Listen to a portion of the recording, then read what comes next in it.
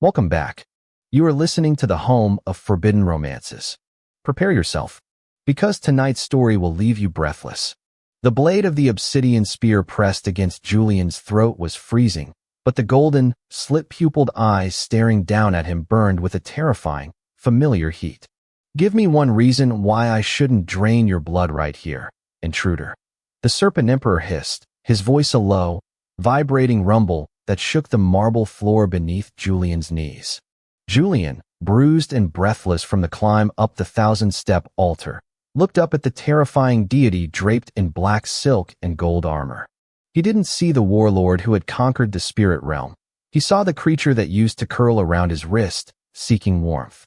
With a trembling hand, Julian reached into his tunic and pulled out a dried, preserved white scale. "Because," Julian whispered, his voice cracking under the weight of his heartbreak, "you forgot this when you crawled out of my bed and vanished." 3 years earlier, Julian had been a man of solitude, a recluse content with the dusty silence of his antique bookshop in the mist-shrouded city of Oakhaven. He was a scholar of folklore, a man who lived in the pages of the past rather than the noise of the present. His life was rhythmic, predictable, and safe. That was until the storm. It had been a tempest that rattled the very foundations of his shop, tearing through the cobblestone streets with unnatural fury. Upon checking his courtyard the next morning, amidst the debris of shattered clay pots and torn ivy, Julian found him. It was a snake, a white python of a size that defied logic, its scales shimmering with an iridescent, pearlescent sheen. It was magnificent, wounded, and dying.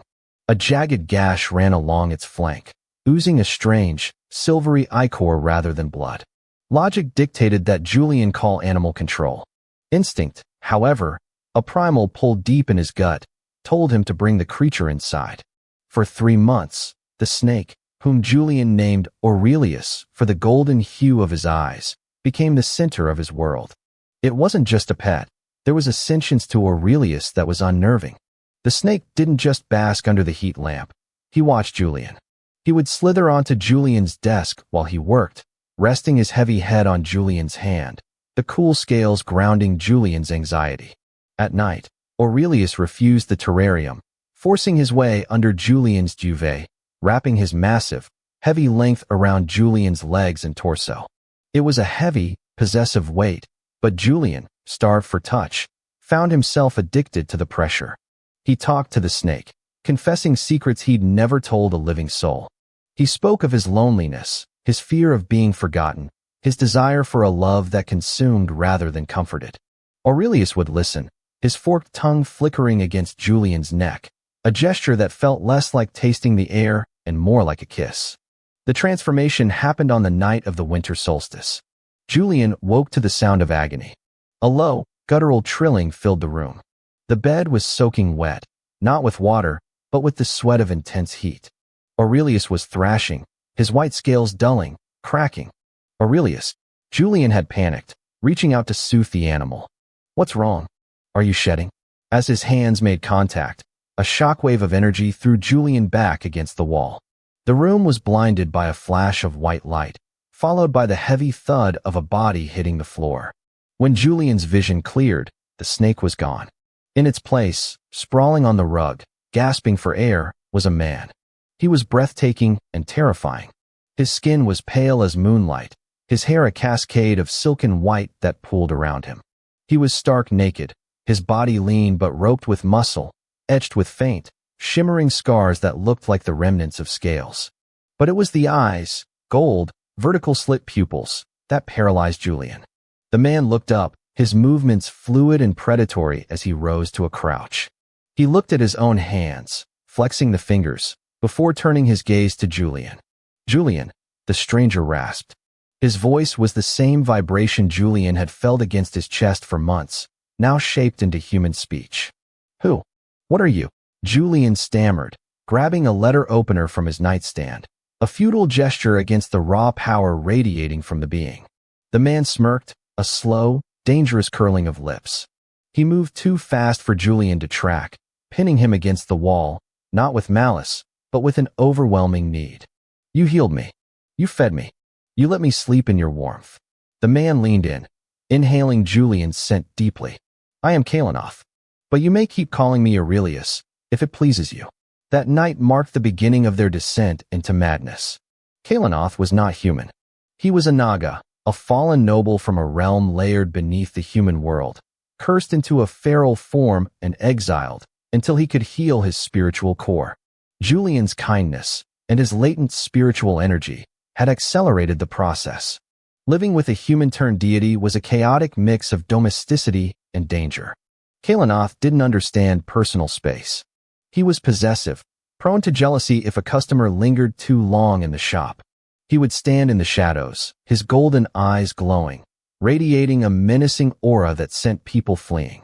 But in private, he was insatiable. The dynamic shifted. Julian was no longer the caretaker. He was the prey, the treasure, the mate. Kalanoth's love was suffocating and intoxicating.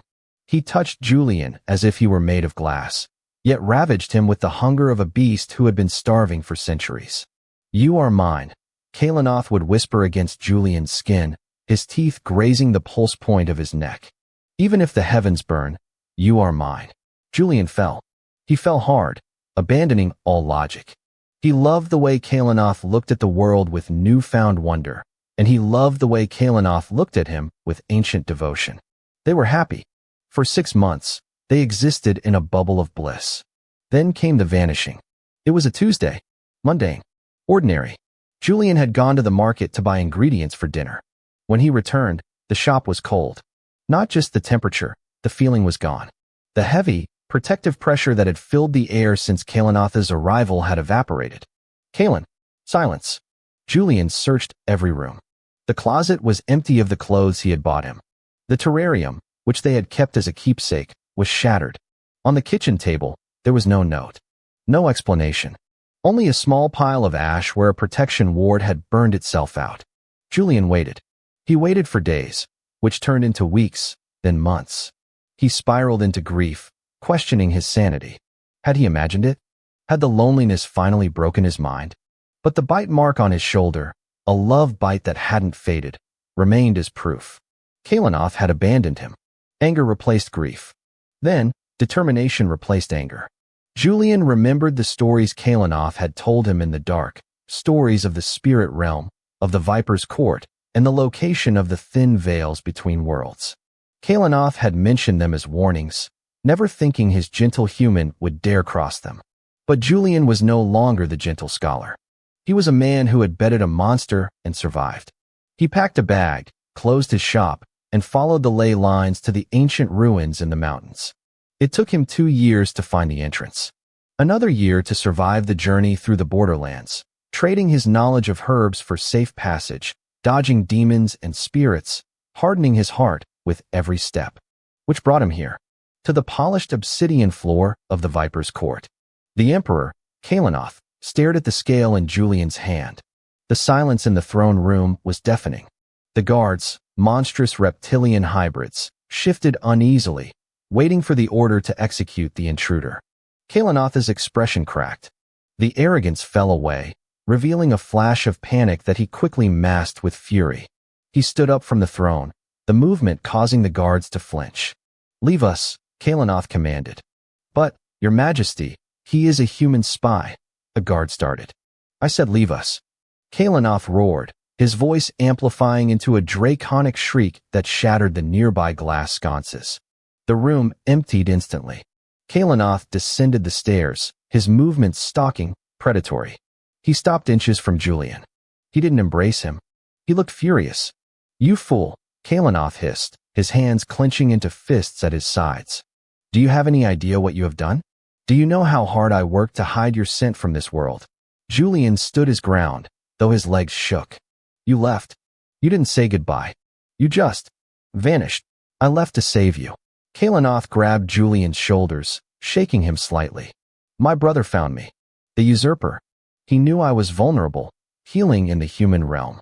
If he had found me there, he would have slaughtered you just to spite me. I had to draw him away. I had to return, reclaim my throne, and kill him before he could touch you. And you couldn't tell me that?" Julian shouted back, tears finally spilling over. "You let me believe I was nothing to you. You let me think I was just a warm rock for you to sleep on." Kalanoth froze. The accusation seemed to wound him more than any blade. His gaze softened, the golden fire dimming to a pool of molten regret. A warm rock, Kalanoth whispered. He reached out, his clawed fingers gently tracing the line of Julian's jaw. Julian, I tore the throat out of my own kin to secure this throne. I conquered the 3 valleys of the netherworld. I did it all so that I could one day return to that dusty bookshop and lay at your feet without fear of bringing death to your door. I stayed away to keep you alive. I didn't want to be alive without you, Julian admitted, his voice breaking. I would rather be in danger with you than safe and alone. Kalanoth looked at the human before him. The scholar was gone. In his place stood a warrior of the heart, battered and worn, who had crossed hell just to ask why. The Serpent Emperor let out a shuddering breath and dropped to his knees. The power dynamic inverted in a heartbeat. The terrifying warlord knelt before the human, pressing his forehead against Julian's stomach, wrapping his arms around Julian's waist in that familiar, possessive embrace. I am a fool, Kalanoth murmured into the fabric of Julian's tunic. I thought I could control fate. I thought I could protect you by removing myself from the equation. I underestimated your stubbornness. Julian hesitated, his hand hovering over Kalanoth's white hair. Then, he wove his fingers through the silken strands, the familiar touch grounding them both. You underestimated my love, you snake. Kalanoth looked up, his eyes shimmering. Never again. You have entered the viper's nest, Julian. There is no leaving now. The court will smell my scent on you. They will know you are the Emperor's weakness and his strength. I don't want to leave, Julian said, cupping the deity's face. But if you ever try to protect me by abandoning me again, I will turn you into a belt. A low, rumbling laugh escaped Kalanoth's chest, a sound Julian hadn't heard in years. A fair bargain. Kalanoth stood, effortlessly lifting Julian into his arms. He carried him toward the inner chambers, away from the cold throne room. Where are we going? Julian asked, resting his head against the solid chest. To the royal chambers, Kalanoth said, his voice dropping to that seductive purr. It is cold in this castle. I require warmth. Julian smiled, closing his eyes. Just warmth. And perhaps, Kalanoth added, tightening his grip, I need to remind you who you belong to. For the next century. The doors to the inner sanctum closed behind them, sealing the pact between the human and the monster who loved him. And that is how the scholar tamed the Emperor. If you enjoyed seeing the Serpent King bow to his human lover, destroy that like button.